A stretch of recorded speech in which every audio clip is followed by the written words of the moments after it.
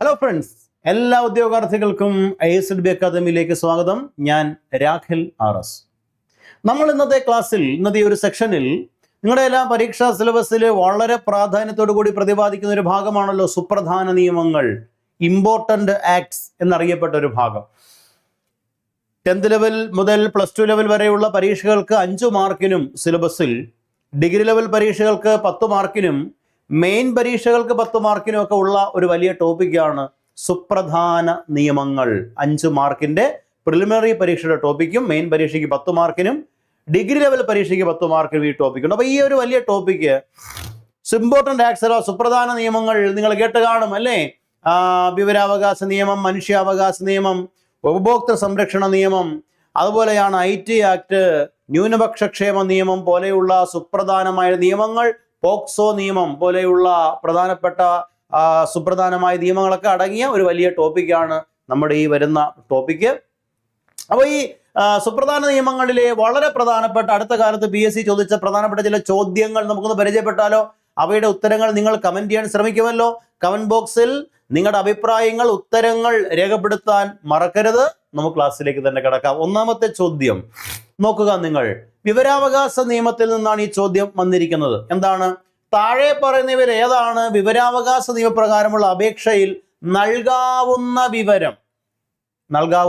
Option A വ്യാപാര രഹസ്യങ്ങൾ, option B വ്യക്തികൾ തമ്മിലുള്ള വിശ്വാസബന്ധം മൂലം ലഭ്യമായ വിവരങ്ങൾ, ഓപ്ഷൻ സി വിദേശ സർക്കാരിൽ നിന്ന് രഹസ്യമായി ലഭിച്ച വിവരം, ഓപ്ഷൻ ഡി മന്ത്രിസഭാ തീരുമാനങ്ങൾ.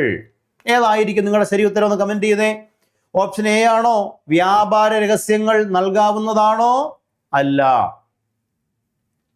വ്യക്തികൾ തമ്മിലുള്ള വിശ്വാസബന്ധം മൂലം ലഭ്യമായ വിവരങ്ങൾ നൽകാവുന്നതാണോ? ഉത്തരമല്ല, നൽകാൻ കഴിയുന്നതല്ല. അപ്പൊ അതും ശരി ഉത്തരമല്ല. വിദേശ സർക്കാരിൽ നിന്ന് രഹസ്യമായി ലഭിച്ച വിവരം നൽകാവുന്നതാണോ? അതുമല്ല. അപ്പോൾ ഇവിടുത്തെ ശരി ഉത്തരം ഏതാ? നൽകാൻ കഴിയുന്ന ഈ കൊടുത്തിരിക്കുന്നതിൽ ഒന്നേ ഉള്ളൂ, മന്ത്രിസഭാ തീരുമാനങ്ങൾ എന്നതാണ് ശരി ഉത്തരം. മന്ത്രിസഭാ തീരുമാനങ്ങൾ. മനസ്സിലാവുന്നുണ്ടോ?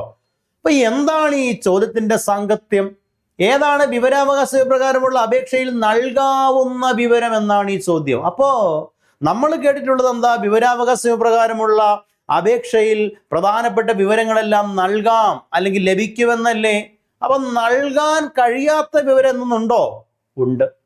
വിവരാവകാശ നിയമത്തിന്റെ സെക്ഷൻ 8 പറയുന്നു, ചില സെൻസിറ്റീവായ വിവരങ്ങൾ, വളരെ പ്രധാനപ്പെട്ട ചില വിവരങ്ങൾ, രാഷ്ട്ര സുരക്ഷയുമായി ബന്ധപ്പെട്ട, രാജ്യത്തിന്റെ വിദേശ ബന്ധങ്ങളുമായി ബന്ധപ്പെട്ട, ശാസ്ത്ര സാങ്കേതിക വിദ്യകളുമായി ബന്ധപ്പെട്ട, യുദ്ധതന്ത്രവുമായി ബന്ധപ്പെട്ട, അതിർത്തി രേഖകളുമായി ബന്ധപ്പെട്ട ഇങ്ങനെയുള്ള പ്രധാനപ്പെട്ട ചില വിവരങ്ങൾ ഒരു പൗരനും നൽകേണ്ടതില്ല വിവരാവകാശ പ്രകാരം. അതിനെ പറ്റി പറയുന്ന വകുപ്പ് സെക്ഷൻ 8 ആണ്. മനസ്സിലാവുന്നുണ്ടോ? നമ്മൾ അതിലേക്ക് വരാം.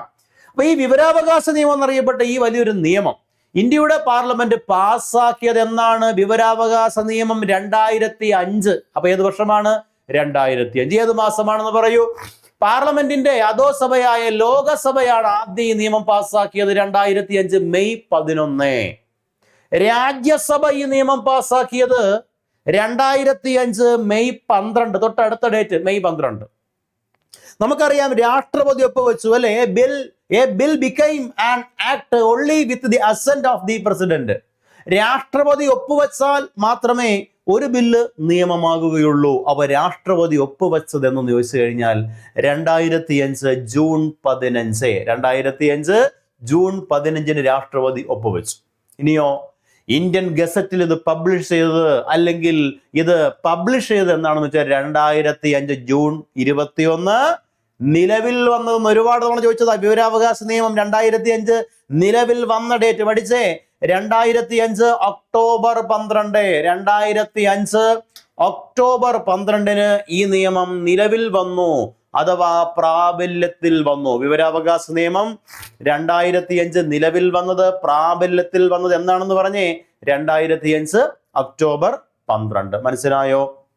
അപ്പം വിവരാവകാശ നിയമം നിലവിൽ വന്നതിനെ കുറിച്ച് നിങ്ങൾ പറഞ്ഞു. അപ്പൊ നമ്മുടെ ചോദ്യത്തിലേക്ക് വരാം. നമ്മുടെ ചോദ്യം എന്തായിരുന്നു? നമ്മുടെ ചോദ്യം വിവരാവകാശ പ്രകാരമുള്ള അപേക്ഷയിൽ നൽകാവുന്ന വിവരം ഏത് എന്നായിരുന്നില്ലേ ചോദ്യം?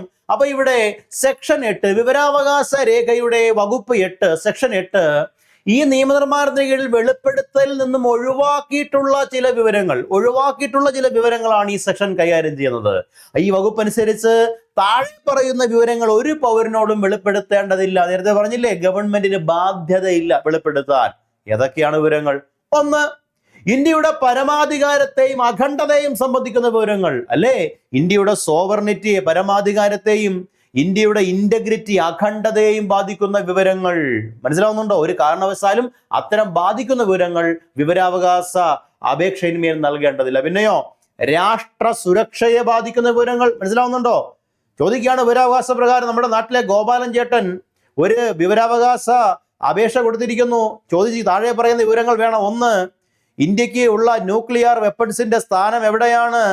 ഇന്ത്യയിലുള്ള പ്രതിരോധ സംവിധാനത്തിന്റെ നിലവിലെ ശക്തിയുടെ ഒരു ലിസ്റ്റ് വേണം. ഇന്ത്യയിൽ പട്ടാളക്കാരുടെ കയ്യിലുള്ള AK-47കളുടെ എണ്ണം എത്ര? ഇങ്ങനെയൊക്കെയുള്ള ചോദ്യങ്ങൾ. മറുപടി കിട്ടുമോ? ഇല്ല. അപ്പൊ രാഷ്ട്ര സുരക്ഷയെ ബാധിക്കുന്ന വിവരങ്ങൾ വെളിപ്പെടുത്തേണ്ടതില്ല. പിന്നെയോ, സംസ്ഥാനത്തിന്റെ തന്ത്രപര പ്രധാനവും ശാസ്ത്രീയവും, സംസ്ഥാനം എന്ന് ഇവിടെ പറയുന്നത് ശരിക്കും പറഞ്ഞാൽ സ്റ്റേറ്റ് എന്ന വാക്ക്, അതായത് ഗവൺമെന്റിന്റെ എന്നുള്ള അർത്ഥത്തിൽ എടുത്താൽ മതി. ഗവൺമെന്റിന്റെ, ഇന്ത്യയുടെ തന്ത്രപരമോ ശാസ്ത്രീയമോ ആയ സാമ്പത്തികമോ ആയ താല്പര്യങ്ങളെ ഹനിക്കുന്ന വിവരങ്ങൾ, താല്പര്യത്തിനെതിരായ വിവരങ്ങൾ, തന്ത്രപരമോ ശാസ്ത്രീയമോ സാമ്പത്തികമോ ആയ. മനസ്സിലാവുന്നുണ്ടോ? നോട്ട് നിരോധനം, നോട്ടുകൾ നിരോധിച്ചുകൊണ്ട് നരേന്ദ്രമോദി 1000 രൂപ നോട്ടുകൾ പിൻവലിച്ചുകൊണ്ട് ഉത്തരവ് പുറപ്പെടുവിച്ചു. ഒരാൾ ചോദിക്കുകയാണ്, ഗോവർണർ ചേട്ടാ, അടുത്ത നോട്ട് പിൻവലിക്കുന്നത് എന്നായിരിക്കും? എത്ര രൂപ നോട്ടാണ് പിൻവലിക്കുന്നത്? പിൻവലിക്കുന്നതിന് മുമ്പ് എന്നെ കൃത്യമായി അറിയിക്കാൻ താല്പര്യപ്പെടുന്നു. കിട്ടുമോ? മറുപടി ഇല്ല. അപ്പോ സാമ്പത്തികമോ ശാസ്ത്രീയമോ തന്ത്രപരമോ ആയ വിവരങ്ങളും വിവരാവകാശ നിയമപ്രകാരം മറുപടി നൽകേണ്ടതില്ല, അല്ലെങ്കിൽ വ്യക്തമാക്കേണ്ടതില്ല. ഇനി അതുപോലെ തന്നെ വിദേശ രാജ്യങ്ങളുമായുള്ള ബന്ധം, ഇന്ത്യയുടെ യുദ്ധതന്ത്രം, അല്ലെ? ഇപ്പൊ ഓപ്പറേഷൻ സിന്ദൂർ ഇപ്പൊ കഴിഞ്ഞതേ ഉള്ളൂ. ഒരു ബിരുദൻ ഇവിടുന്ന് ചോദിക്കുകയാണ്, താഴെ പറയുന്ന വിവരങ്ങൾ എനിക്ക് കിട്ടണം. ഇന്ത്യ എവിടെയെല്ലാമാണ് ഇപ്പൊ അറ്റാക്ക് ചെയ്യുന്നത്? ഇന്ത്യയുടെ കയ്യിലുള്ള മിസൈലുകളുടെ എണ്ണം എത്ര? ഇന്ത്യ എവിടെയെല്ലാമാണ് ഇപ്പോൾ തന്ത്രപ്രധാനം പതുങ്ങിയിരിക്കുന്നത് എന്നൊക്കെ ചോദിക്കുകയാണ്. കിട്ടുമോ? ഇല്ല. യുദ്ധതന്ത്രം. അതുപോലെ കോടതികളുടെയോ ട്രൈബ്യൂണലിന്റെയോ അവകാശങ്ങൾ ലംഘിക്കുന്നതോ കോടതി ഉത്തരവുകളാൽ പ്രസിദ്ധീകരണം നിരോധിച്ചിരിക്കുന്നതോ ആയ വിവരങ്ങൾ, ഇത്തരം വിവരങ്ങളും വിവരാവകാശ മറുപടി പ്രകാരം എന്ത് ചെയ്യില്ല, അല്ലെങ്കിൽ അപേക്ഷയിന്മേൽ നൽകേണ്ടതില്ല. മനസ്സിലാവുന്നുണ്ടോ? കോടതിയുടെയോ ട്രൈബ്യൂണലിന്റെ അവകാശങ്ങളെ ലംഘിക്കുന്നതോ, കോടതി ഒരു പ്രത്യേക രഹസ്യ രേഖ സൂക്ഷിച്ചിരിക്കുന്നു, ഇത് പൊതുജനം കാണാൻ പാടില്ല. ഒരു പെൺകുട്ടിയെ ആക്രമിച്ചതിന്റെ വീഡിയോ എടുത്തിരിക്കുകയാണ്. അത് കോടതി അവനെ, ക്രിമിനലിനെ അറസ്റ്റ് ചെയ്ത് ജയിലിലിട്ടിരിക്കുകയാണ്. ഈ കോടതിയിൽ ഈ രേഖ ഇരിക്കുകയാണ്. ഒരുത്തൻ വിവരാവകാശം കൊടുക്കുകയാണ്, ഈ വീഡിയോ ക്ലിപ്പ് എന്നെ ഒന്ന് കാണിക്കാമോ? ഇതിന്റെ ഒരു കോപ്പി എനിക്ക് പെൻഡ്രൈവിൽ കോപ്പി ചെയ്ത് തരാമോ? കിട്ടുമോ? ഇല്ല. അത് കോടതി ഉത്തരവുകളാൽ പ്രസിദ്ധീകരണം നിരോധിച്ചിരിക്കുന്നതായ വിവരങ്ങളാണ്. അതുപോലെ പാർലമെന്റിന്റെയോ സംസ്ഥാന നിയമസഭകളുടെയോ പ്രത്യേക അവകാശങ്ങളുടെ ലംഘനത്തിന് കാരണമായേക്കാവുന്ന വിവരങ്ങൾ, ഇന്ത്യൻ പാർലമെന്റിന്റെയോ ഓരോ സംസ്ഥാനത്തിലെയും സംസ്ഥാന നിയമസഭകളുടെയോ പ്രത്യേക അവകാശങ്ങളുടെ ലംഘനമായേക്കാവുന്ന വിവരങ്ങളും ഈ മറുപടിയിൽ വിവരാവകാശത്തിന്റെ അപേക്ഷയിന്മേൽ നൽകേണ്ടതില്ല. പിന്നെയോ, കുറ്റവാളികളുടെ വിചാരണയോ അറസ്റ്റിനെയോ അന്വേഷണ പ്രക്രിയക്കോ തടസ്സം വരുത്തുന്ന വിവരങ്ങൾ. മനസ്സിലാവുന്നുണ്ടോ? കുറ്റവാളികളുടെ വിചാരണയെയോ അറസ്റ്റിനെയോ അന്വേഷണ പ്രക്രിയക്കോ തടസ്സമുണ്ടാക്കുന്ന വിവരങ്ങളും നൽകേണ്ടതില്ല. ഒരു കേസന്വേഷണം പുരോഗമിക്കുന്നു, ഒരു പ്രമാണിയിലേക്ക് അന്വേഷണം നീളുന്നു, അദ്ദേഹമാണ് കുറ്റക്കാരനെന്ന് ഏതാണ്ട് തെളിവുകൾ ശേഖരിച്ചുകൊണ്ടിരിക്കാൻ നേരത്ത് ഈ കുറ്റവാളിയായിട്ടുള്ള ഈ പ്രമാണി പോലീസിന് വിവരാവകാശം കൊടുക്കുന്നു, എനിക്കെതിരെ എന്തെല്ലാം തെളിവുകളാണ് നിങ്ങളിൽ ഉള്ളത്, നിങ്ങൾ ഏതെല്ലാം കാരണത്താൽ എന്നെ സംശയിക്കുന്നു എന്നൊക്കെ അറസ്റ്റിന് മുന്നോടിയായ ഒരു വിവരാവകാശം കൊടുത്തു കഴിഞ്ഞാൽ അതിന്റെ മറുപടി കൊടുക്കുന്നതോടുകൂടി ഇദ്ദേഹത്തിന് രക്ഷപ്പെടാനുള്ള ലൂപ്പ് ഹോൾസ് കിട്ടുകയാണ്. അപ്പൊ അതുകൊണ്ട് കുറ്റവാളിയുടെ വിചാരണയെയോ അറസ്റ്റിനെയോ അന്വേഷണ പ്രക്രിയ തടസ്സം വരുത്തുന്ന വിവരങ്ങളും നൽകേണ്ടതില്ല. പിന്നെയോ, വ്യക്തിപരമായ വിവരങ്ങളെ സംബന്ധിക്കുന്നതോ പൊതു താല്പര്യ പ്രവർത്തനങ്ങളുമായി ബന്ധമില്ലാത്തതുമായ ഒരു വ്യക്തിയുടെ സ്വകാര്യത ലംഘിക്കുന്ന വിവരങ്ങൾ ഒരു കാരണവശാലും നൽകേണ്ടതില്ല. ഒരു വ്യക്തിയുടെ സ്വകാര്യതയെ ലംഘിക്കുന്ന വിവരങ്ങൾ. മനസ്സിലാവുന്നുണ്ടോ? അപ്പൊ പ്രധാനമായിട്ടും ഒരു ബിരുദൻ വിവരാവകാശം കൊടുത്തിരിക്കുകയാണ്, നയൻതാരയുടെ ഫ്ലാറ്റ് നമ്പർ, അഡ്രസ്സ്, മോഹൻലാൽ ഇപ്പൊ എവിടെയാണ് താമസിക്കുന്നത്, അദ്ദേഹത്തിന്റെ ഫോൺ നമ്പർ, അഡ്രസ്സ്. മനസ്സിലാവുന്നു? ഇതൊക്കെ പൊതു താല്പര്യ പ്രശ്നമല്ലോ ആണോ? അല്ല. മാത്രമല്ല, അവരുടെ സ്വകാര്യതയെ ലംഘിക്കുന്ന വിവരങ്ങൾ ഒരിക്കലും ലഭിക്കില്ല, കൊടുക്കാൻ പാടില്ല, കൊടുക്കേണ്ടതില്ല. അതുപോലെ ഒന്നാണ് ക്യാബിനറ്റ് പേപ്പറുകൾ. ക്യാബിനറ്റ് പേപ്പർ എന്ന് പറഞ്ഞാൽ മന്ത്രിസഭാ യോഗം കൂടുമ്പോൾ ചർച്ചകൾക്കും തീരുമാനങ്ങൾ കൈക്കൊള്ളുന്നതിനൊക്കെ വേണ്ടിയിട്ട് ലഭ്യമായ വിവിധ സ്രോതസ്സുകളിൽ നിന്ന് ലഭ്യമായിട്ടുള്ള ഔദ്യോഗിക രേഖകളെയാണ് ക്യാബിനറ്റ് പേപ്പറുകൾ. ഈ ക്യാബിനറ്റ് പേപ്പറുകൾ ഒരു കാരണവശാലും ഈ വിവരാവകാശ നിയമപ്രകാരമുള്ള അപേക്ഷയിൽ നൽകേണ്ടതില്ല. പക്ഷെ ഓർത്തിരിക്കണം, മന്ത്രിസഭാ തീരുമാനങ്ങൾ നൽകണം, അല്ലെങ്കിൽ വിവരാവകാശത്തിന്റെ പരിധിയിൽ ഉൾപ്പെടുന്നതാണ്. മന്ത്രിസഭ കൂടിക്കഴിഞ്ഞാൽ അതിന്റെ തീരുമാനം എന്താണെന്നുള്ളത് പബ്ലിക്കായിട്ട് പത്രങ്ങൾ കൊടുക്കേണ്ടി വരും, അല്ലെങ്കിൽ വിവരാവകാശ മറുപടി ചോദിച്ച് അപേക്ഷ കൊടുത്താൽ അത് മറുപടി ലഭിക്കും. പക്ഷെ ഒരു കാരണവശാലും കിട്ടാത്തത് ക്യാബിനറ്റ് പേപ്പർ. എന്ത് പേപ്പറാണ്? Cabinet paper. അതുപോലെ പരസ്പര വിശ്വാസത്തിൽ വിദേശ രാജ്യങ്ങളിൽ നിന്ന് സ്വീകരിച്ച വിവരങ്ങൾ, പരസ്പര വിശ്വാസത്തിൽ വിദേശ രാജ്യങ്ങളിൽ നിന്ന് സ്വീകരിച്ച വിവരങ്ങൾ, അല്ലെ? അതുപോലെ തന്നെ പൊതു താല്പര്യമല്ലെന്ന് യുക്താധികാരിക്ക് തൃപ്തികരമായി ബോധ്യപ്പെട്ടതും മൂന്നാം കക്ഷിയുടെ മത്സരാധിഷ്ഠിത സ്ഥാനത്തിന് ഹാനികരമായേക്കാവുന്ന വ്യാപാര രഹസ്യങ്ങൾ, സ്വത്ത്, വാണിജ്യ വിശ്വസ്തത എന്നിവ ഉൾപ്പെടെയുള്ള വിവരങ്ങളും നൽകേണ്ടതില്ല. പൊതു താല്പര്യമില്ലെന്ന് യുക്താധികാരിക്ക് തൃപ്തികരമായി ബോധ്യപ്പെട്ടു. അതായത് ഒരാളൊരു വിവരാവകാശ അപേക്ഷ കൊടുത്തിരിക്കുന്നു, അത് യുക്താധികാരി പരിശോധിക്കുമ്പോൾ ഇതിനകത്ത് ഒരു കഴമ്പയും ഇല്ലെന്ന് ബോധ്യപ്പെടുന്നു, ഒരു കാര്യവുമില്ല, അല്ലെങ്കിൽ ഇതിനകത്ത് പൊതു താല്പര്യ പ്രസക്തമല്ല. മനസ്സിലാവുന്നുണ്ടോ? മാത്രമല്ല, വ്യാപാര രഹസ്യങ്ങൾ മൂന്നാം കക്ഷി, തേർഡ് പാർട്ടി ആരാണെന്ന് വെച്ചാൽ ഈ അപേക്ഷ കൊടുക്കുന്ന വ്യക്തി അല്ലാത്ത ബാക്കി എല്ലാവരും തേർഡ് പാർട്ടികളാണ്. മറ്റൊരു വ്യക്തിയാകാം, സ്ഥാപനമാകാം, ഇതെല്ലാം തദ്ദേശ സ്വയംഭരണ സ്ഥാപനമാകാം, ഇതെല്ലാം തേർഡ് പാർട്ടിയാണ്. തേർഡ് പാർട്ടിയുടെ മത്സരാധിഷ്ഠിത സ്ഥാനത്തിന് ഹാനിയായേക്കാവുന്ന വ്യാപാര രഹസ്യങ്ങൾ, സ്വത്ത്, വാണിജ്യ വിശ്വസ്തത ഉൾപ്പെടെയുള്ള വിവരങ്ങൾ. മനസ്സിലാവുന്നുണ്ടോ? രണ്ട് വലിയ ബിസിനസ് സ്ഥാപനങ്ങൾ അടുത്തടുത്തുണ്ട്, രണ്ട് വലിയ ടെക്സ്റ്റൈൽസുകളാണ്. വലിയ രണ്ട് പ്രശസ്തമായ ടെക്സ്റ്റൈൽസുകൾ. ഒരു ടെക്സ്റ്റൈൽസിന്റെ ഉടമ വിവരാവകാശ അപേക്ഷ കൊടുക്കുന്നു, അടുത്ത ടെക്സ്റ്റൈൽസ് ഈ വരുന്ന ഓണം സെലിബ്രേഷന് ഓഫറായിട്ട് എന്താണ് പ്രഖ്യാപിക്കാൻ പോകുന്നത്, അവർ ഏതെല്ലാം തുണിത്തരങ്ങളാണ് ഓർഡർ ചെയ്തിട്ടുള്ളത് എന്നൊക്കെ പറഞ്ഞിട്ട് അവരുടെ ബിസിനസ് തന്ത്രം ചോദിക്കുന്നു. കൊടുക്കാൻ പാടുണ്ടോ? ഇല്ല. മനസ്സിലാവുന്നുണ്ടല്ലോ? അതുപോലെ ഏതെങ്കിലും വ്യക്തിയുടെ ജീവനോ ശാരീരിക സുരക്ഷയോ അപകടത്തിലായേക്കാവുന്ന, അല്ലെങ്കിൽ സുരക്ഷാ ആവശ്യങ്ങൾക്കോ നിയമപാലകർക്കോ വേണ്ടി രഹസ്യമായി കൈമാറിയ വിവരങ്ങളുടെ ഉറവിടം തിരിച്ചറിയാൻ കഴിയുന്ന വിവരങ്ങളും നൽകുക. ഒരു വ്യക്തിയുടെ ജീവനോ ശാരീരിക സുരക്ഷയോ അപകടത്തിലായേക്കാവുന്ന വിവരങ്ങളും നൽകേണ്ടതില്ല. മനസ്സിലാവുന്നുണ്ടോ? ഒരു പ്രധാനപ്പെട്ട ഒരു പ്രധാനപ്പെട്ട കൊലപാതക കേസിൽ സാക്ഷി പറഞ്ഞ ഒരാൾ, അയാള് പോലീസ് പ്രൊട്ടക്ഷനിൽ ഒരു സ്ഥലത്ത് ഒളിവിൽ കഴിയുകയാണ്. മനസ്സിലാവുന്നുണ്ടോ? ഉടനെ ഈ കേസിൽ ശിക്ഷിക്കപ്പെട്ട പ്രതി വിവരാവകാശം കൊടുക്കുകയാണ്. ഇയാൾ എവിടെയാണ് കഴിയുന്നത്, അയാളുടെ അഡ്രസ്സ് വേണം. കിട്ടുമോ? കിട്ടാൻ പാടില്ല. അതുപോലെ നിയമപാലകർക്കോ പോലീസിനോ ഒക്കെ വളരെ രഹസ്യമായി കൈമാറിയ വിവരങ്ങളുടെ ഉറവിടം തിരിച്ചറിയാവുന്ന വിവരങ്ങൾ ഒരിക്കലും നൽകാൻ പാടില്ല. അല്ലേ? 100 കോടി വരുന്ന മയക്കുമരുന്ന് പിടിക്കുന്നു, പോലീസിന് ഒരാൾ രഹസ്യമായി വിവരം കൊടുക്കുന്നു, എന്റെ അറിവിൽ ഇന്ന സ്ഥലത്ത് മയക്കുമരുന്നുണ്ട്, ഇന്ന ഗോഡൌണിലുണ്ട്. പോലീസ് പോയി അതെല്ലാം പിടിക്കുന്നു. പക്ഷെ ഒരിക്കലും ഈ രഹസ്യ വിവരം കൊടുത്ത ഉറവിടം വെളിവാക്കാൻ പാടില്ല. കാരണം വെളിവാക്കിയാൽ അത് അയാൾക്ക് അപകടമാണ്. അതുകൊണ്ട് ഇത്തരം വിവരങ്ങളൊന്നും വിവരാവകാശ നിയമത്തിന്റെ പരിധിയിൽ ഉൾപ്പെടുന്നതല്ല. മനസ്സിലാവുന്നുണ്ടോ? അപ്പൊ വിവരാവകാശ നിയമത്തിന്റെ പരിധിയിൽ ഉൾപ്പെടാത്ത, അല്ലെങ്കിൽ വിവരാവകാശ നിയമപ്രകാരം മറുപടി നൽകാൻ ബാധ്യതയില്ലാത്ത, ഗവൺമെന്റിന് ബാധ്യതയില്ലാത്ത വിഷയങ്ങളെ പറ്റി പറയുന്ന സെക്ഷൻ 8 നമ്മൾ ഈ പറയപ്പെട്ട കാര്യങ്ങളൊക്കെ മനസ്സിലായെന്ന് വിശ്വസിക്കുന്നു. ഓക്കെ അല്ലേ? നമുക്ക് അടുത്ത ക്വസ്റ്റ്യനിലേക്ക് ഒന്ന് പോയാലോ? അടുത്ത ക്വസ്റ്റ്യൻ, താഴെ പറയുന്നതിൽ ഏത് ഏജൻസിയാണ് വിവരാവകാശ നിയമത്തിന്റെ പരിധിയിൽ വരുന്നത്? അടുത്ത ക്വസ്റ്റ്യനും സെയിം വിവരാവകാശ നിയമത്തിന്റെ പരിധിയിൽ അല്ലെങ്കിൽ വിവരാവകാശ നിയമപ്രകാരം മറുപടി നൽകേണ്ടതില്ലാത്ത വിവരങ്ങളെ പറ്റി നമ്മൾ പറഞ്ഞു. ഇന്ന് ചില ഏജൻസികളും ചില സേനകളും ഒന്നും തന്നെ വിവരാവകാശത്തിന്റെ പരിധിയിൽ വരുന്നതല്ല. ഉദാഹരണത്തിന് വ്യോമസേന, നാവികസേന, കരസേന, അർദ്ധസേന വിഭാഗങ്ങൾ, ആംഡ് ഫോഴ്സ്, ഇങ്ങനെയുള്ളവയൊന്നും വിവരാവകാശത്തിന്റെ പരിധിയിൽ വരുന്നതല്ല. മാത്രമല്ല വിജിലൻസ്, അതുപോലെ അഴിമതി വിരുദ്ധ സേനകൾ, അല്ലെ, ഇങ്ങനെയുള്ള കാര്യങ്ങൾ, അത് അന്വേഷണ ഏജൻസികൾ, ഇതൊക്കെ തന്നെ വിവരാവകാശത്തിന്റെ പരിധിയിൽ വരുന്നതല്ല എന്ന് ഓർക്കണം. അപ്പൊ ഇവിടെ കൊടുത്തിരിക്കുന്ന ഏതൊക്കെയാണ് പരിധിയിൽ വരുന്നത് ഏതാണെന്നാണ്. Option A directorate of revenue intelligence, option B Assam rifles, option C directorate of enforcement, option D പ്രധാനമന്ത്രിയുടെ ഓഫീസ്. ഇത് വരുന്നത് ഒന്നേ ഉള്ളൂ, വിവരാവകാശത്തിന്റെ പരിധിയിൽ പെടാവുന്ന ഒരേ ഒരെണ്ണേ ഉള്ളൂ. ഏതാണ്? പ്രധാനമന്ത്രിയുടെ ഓഫീസ് മാത്രമാണ് ഇവിടുത്തെ ശരി ഉത്തരം. പ്രധാനമന്ത്രിയുടെ ഓഫീസ് എന്നതാണ് പ്രധാനമന്ത്രിയുടെ ഓഫീസാണ് ഇവിടുത്തെ ശരി ഉത്തരം. മനസ്സിലാവുന്നുണ്ടോ? അപ്പൊ നമുക്കറിയാം വിവരാവകാശ നിയമത്തിന്റെ പരിധിയിൽ വരാത്ത ചില ഏജൻസികൾ ഏതെല്ലാം എന്ന് വെച്ച് കഴിഞ്ഞാൽ, നേരത്തെ പറഞ്ഞ കേന്ദ്ര സേനാ വിഭാഗങ്ങളെല്ലാം ഉണ്ടൊപ്പം Assam rifles, IB intelligence bureau, research and analysis wing, നിങ്ങൾ റോ എന്ന് കേട്ടില്ലേ? റോ, റിസർച്ച് ആൻഡ് അനാലിസിസ് വിങ്. പിന്നെയോ ITBP കേട്ടിട്ടുണ്ടോ? Indo Tibetan border police, ITBP. അതുപോലെ NSG കമാൻഡോസ് കേട്ടിട്ടില്ലേ, national security guard, narcotics control bureau, Sashastra Seema Bal, അതുപോലെ border security force BSF, director general income tax, directorate of enforcement, border road developmental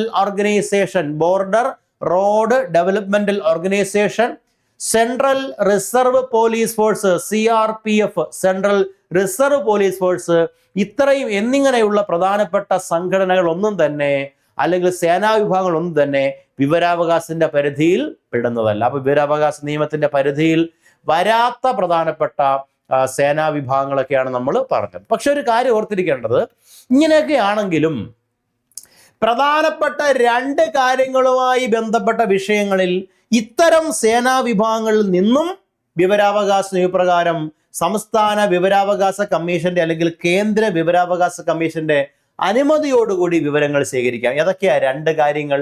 1 അഴിമതിയുമായി ബന്ധപ്പെട്ട കാര്യങ്ങൾ, 2 മനുഷ്യാവകാശ ലംഘനവുമായി ബന്ധപ്പെട്ട കാര്യങ്ങൾ. അപ്പോൾ ഓർത്തിരിക്കുക, മനുഷ്യാവകാശ ലംഘനം, അഴിമതി എന്നീ വിഷയങ്ങളുമായി ബന്ധപ്പെട്ട കാര്യങ്ങളാണെങ്കിൽ ഈ പറയപ്പെട്ട ഒഴിവാക്കപ്പെട്ട സേനാ വിഭാഗങ്ങളിൽ നിന്നും, ഇത് അടുത്ത കാലത്ത് ചോദിച്ചൊരു പോയിന്റ് ആണത് PSC കേട്ടോ, നിന്നും എന്ത് ചെയ്യാം, മറുപടികൾ അല്ലെങ്കിൽ വിവരങ്ങൾ ആരുടെ അനുമതിയോടെ?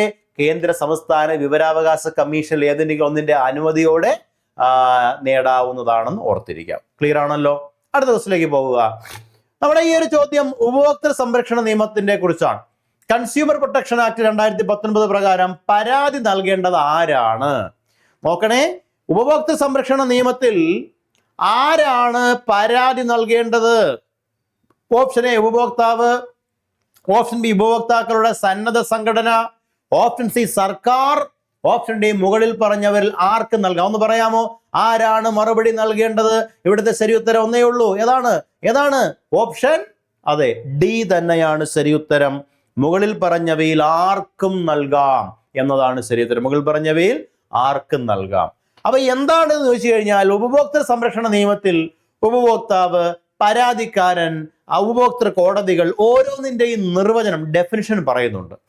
ഇവിടെ ഉപഭോക്തൃ സംരക്ഷണ നിയമം എന്നറിയപ്പെട്ട ഈ വലിയ നിയമം ഇന്ത്യയുടെ പാർലമെന്റ് പാസ്സാക്കി. ലോകസഭയാണ് ആദ്യം പാസ്സാക്കിയത്. 2019 ജൂലൈ മാസം 30-ാം തീയതിയാണ് ലോകസഭ ഈ നിയമം പാസ്സാക്കുക. രാജ്യസഭ പാസ്സാക്കുന്നത് 2019 ഓഗസ്റ്റ് 6. രാഷ്ട്രപതി ഈ നിയമത്തിൽ ഒപ്പുവെച്ചത് 2019 ഓഗസ്റ്റ് മാസം 9. ഓഗസ്റ്റ് മാസം 9-ന് ആര്? രാഷ്ട്രപതി അംഗീകരിച്ചു അല്ലെ? ഈ നിയമം പ്രാബല്യത്തിൽ വന്നതാകട്ടെ 2019 പാസ്സാക്കിയെങ്കിലും നിലവിൽ വരുന്നത് 2020 ജൂലൈ മാസം 20ന് ഈ നിയമം പ്രാബല്യത്തിൽ വന്നു. ഉപഭോക്തൃ സംരക്ഷണ നിയമം 2019 ആകെയുള്ള അധ്യായങ്ങളുടെ എണ്ണം 8, സെഷൻസ് വകുപ്പുകളുടെ എണ്ണം 107 വകുപ്പുകളും 8 അധ്യായങ്ങളും ഇതിൽ ഉൾപ്പെടുന്നു എന്ന കാര്യവും ഓർത്തിരിക്കണം അല്ലേ?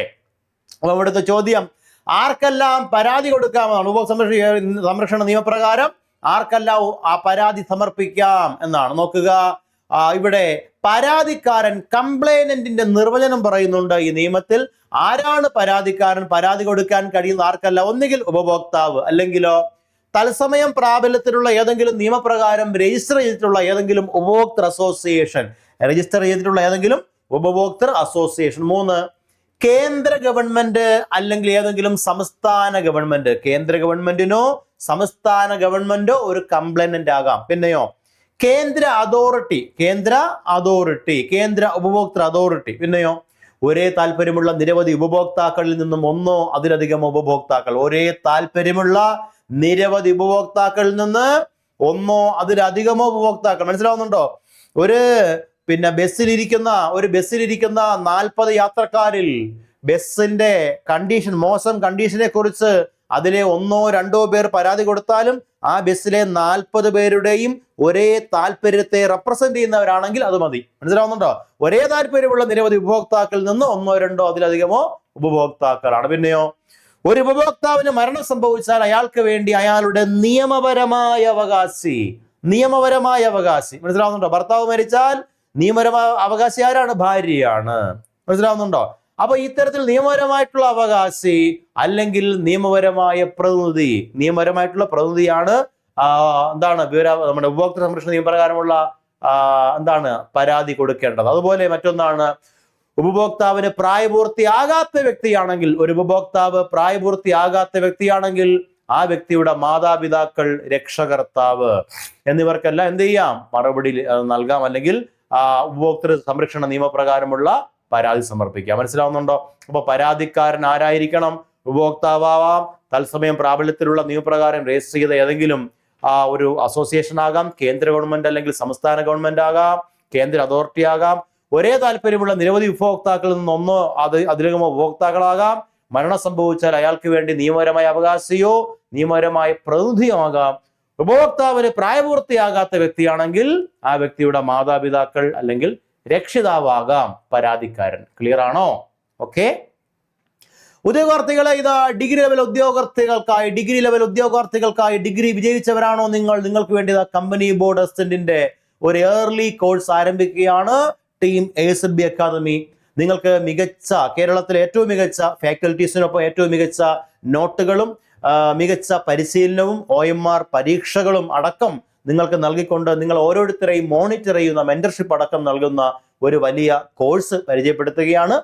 ഈ കോഴ്സിൽ ചേരാനും നിങ്ങൾക്ക് ഇതിനെക്കുറിച്ച് കാര്യങ്ങൾ തിരക്കുവാനും ASB അക്കാദമിയുടെ മറ്റ് കോഴ്സുകളെ കുറിച്ച് അറിയാനും നിങ്ങൾ ഈ കാണുന്ന നമ്പറിൽ കോൺടാക്ട് ചെയ്യുക. സ്ക്രീനിൽ കാണുന്ന നമ്പറിൽ കോൺടാക്ട് ചെയ്തുകൊണ്ട് നിങ്ങൾക്ക് ഡീറ്റെയിൽസുകൾ കളക്ട് ചെയ്യാം. അപ്പോൾ ഇന്നത്തെ ഈ ഒരു ഭാഗം സുപ്രധാന നിയമങ്ങളുമായി ബന്ധപ്പെട്ട കുറേയേറെ പ്രീവിയസ് ചോദ്യങ്ങളും അവയുടെ വസ്തുതകളുമാണ് നമ്മൾ പരിശോധിച്ചത്. നിങ്ങൾക്ക് മനസ്സിലായെന്ന് വിശ്വസിക്കുന്നു. അപ്പോൾ നമുക്കിനി മറ്റൊരു ഭാഗത്ത് മറ്റൊരു ടോപ്പിക്കുമായി വീണ്ടും കാണാം. Thank you all of you. By.